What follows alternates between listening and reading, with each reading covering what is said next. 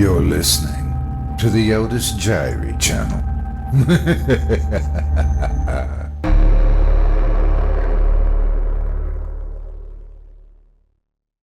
This is an apology by K. Brown, performed by Otis Jiry. The following manuscript, along with 2 videotapes of security camera footage, was found in the 4th floor of an empty office building next to what remains of a mangled, once-locked metal door. The building, located deep in the forest of North Dakota, was repossessed by the city, repaired, and sold to a software company. The tapes and files were thrown away and later stolen from the trash. Their current location remains unknown.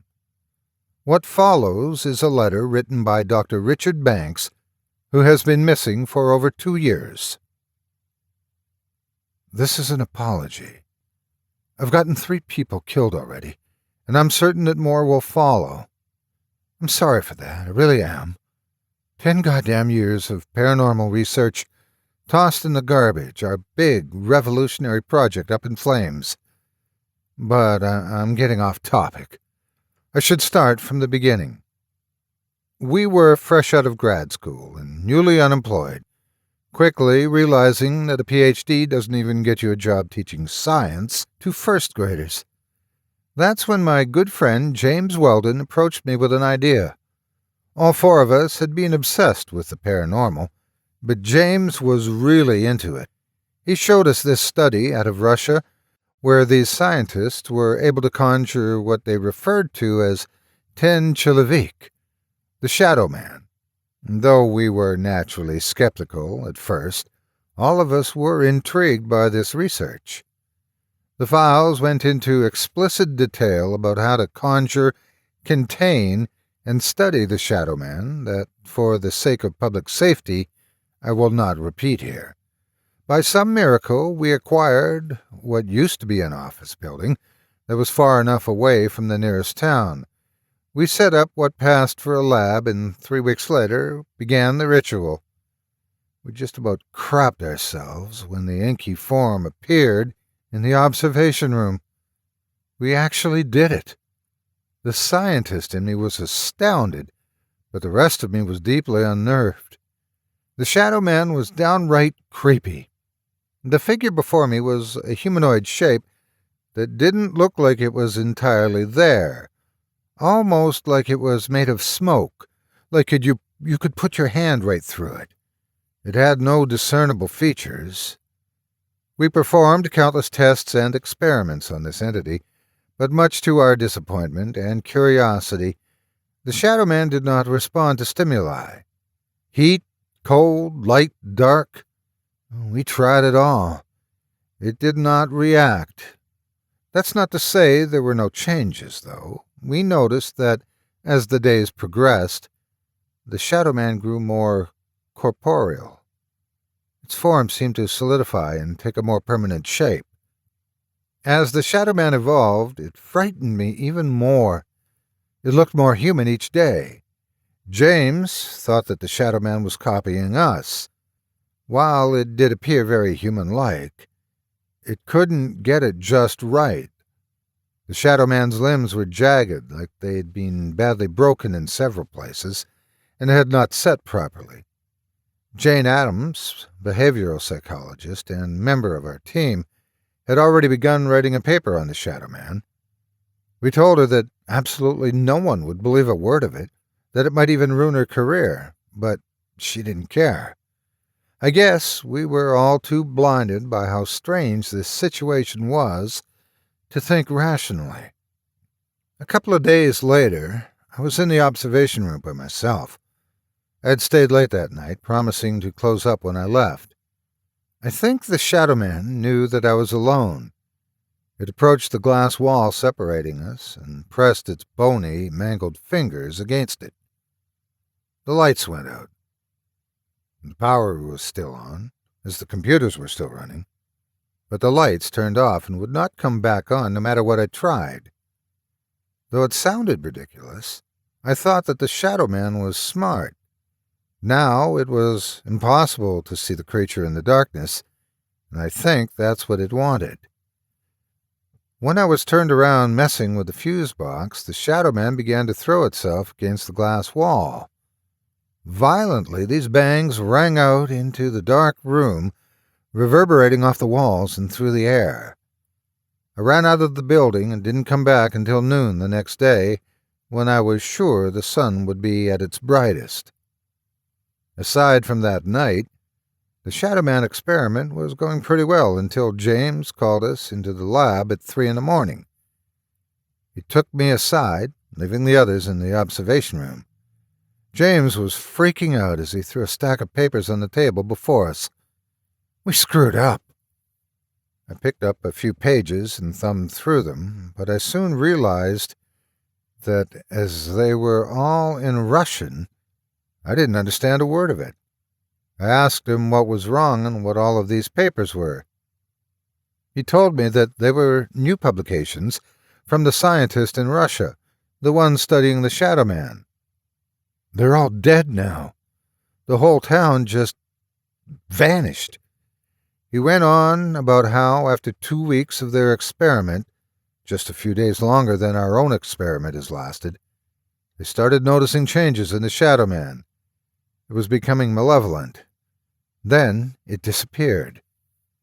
James explained that the papers in my hand were the last publications the scientists released about the Shadow Man, saying that on several occasions the creature tried to harm the scientists.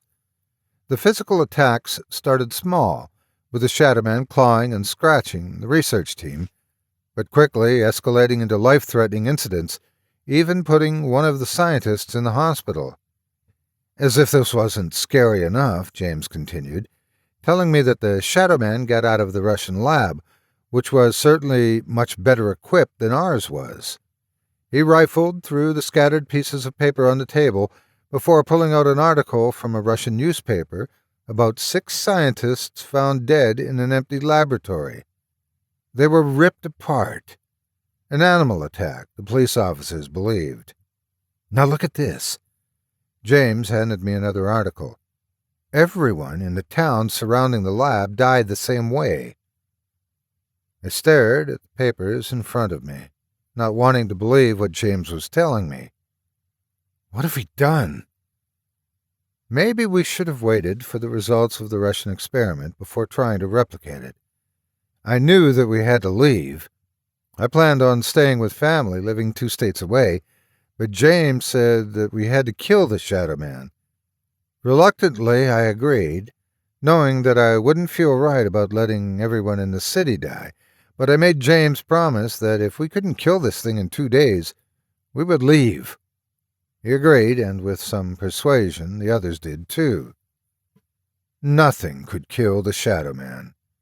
Not guns, knives, poison. We even tried spraying it with Raid. We just made it angrier. All of us decided to leave the lab the next morning. We gathered all of our data on the Shadow Man and left it on the table, knowing that whenever the building was sold, someone would find it and maybe even believe it. Before we were able to leave, the door to the observation room flew off its hinges, smacking against the wall and toppling onto the floor. We sprinted toward the exit, but only James and I made it out. The 2 of us stood outside, listening to the screaming from the building. Abruptly it ended, and James and I took off, not wanting to wait for the Shadow Man to come for us. We came back 2 days later, and we found what was left of Jane smeared on the floor and walls. Lisa Altman, the 4th member of our team, tried to escape the observation room via a 5th-story window. After seeing what happened to Jane, I can tell you that Lisa was better off. This is my apology to you. The Shadow Man experiment was a mistake, and I fully admit that what we did was wrong, even if it was not going to change anything. I've been scouring the internet for days, and there's been no mention of the Shadow Man anywhere. Hopefully that means the Russians and us are the only ones who've been dumb enough to conjure it. James stopped returning my calls yesterday. The Shadow Man caught up with him. I know that. I'm as good as dead. I leave you with this. Ever since the beginning, the Shadow Man gave me a weird vibe. I was always frightened of it. Please follow your instincts and think twice before you get involved with things like this. If you do, just for a moment, consider the consequences. Regretfully, Richard Banks. The first tape is from a camera mounted on a wall of what is assumed to be the observation room Dr. Banks describes in his letter. 4 people look into a room behind a wall of glass. The footage is low quality, but 5 candles, 3 of which are unlit, surrounding scattered pieces of scrap metal, are visible in the room. In the middle of the room behind the glass wall, a figure appears. It is dark and inky and matches almost perfectly Dr. Banks's descriptions. The scientists are clearly excited as they begin to observe the entity, which remains completely still inside the observation room. All of them frantically scratch down notes and snap photos. The second tape, released from police custody after an investigation into the disappearances of the scientists, contains footage of what is believed to be the night the Shadow Man escaped. It appears to have been filmed by the same camera as the first tape. All 4 members of the research team are in the lab, cautiously watching the Shadow Man from behind the glass. The Shadow Man seems to disappear for a moment, then launches itself at the thick metal door, ripping it off its hinges. The door lands on the laboratory floor 5 feet from the wall of the observation room. Richard Banks and James Weldon run out of the room. Lisa Altman forces open a window and quickly jumps out of it. Jane Addams stands in the middle of the room, frozen. The Shadow Man pauses for a moment before darting across the room and throwing itself onto Jane. When it moves, its limbs swing out almost comically, but in such a way that they should not have allowed the entity to move at all, much less as rapidly as it did. The Shadow Man rips apart Jane Addams, flinging pieces of her flesh across the room, tearing her down to the bone. The Shadow Man then exits the observation room through the open door, eyes never leaving the camera as it leaves. Local police departments in the surrounding area have reported a spike in reports of animal attacks and sightings of a disturbing figure stalking the town. Neither Dr. Richard Banks nor any of his potentially living associates have been located.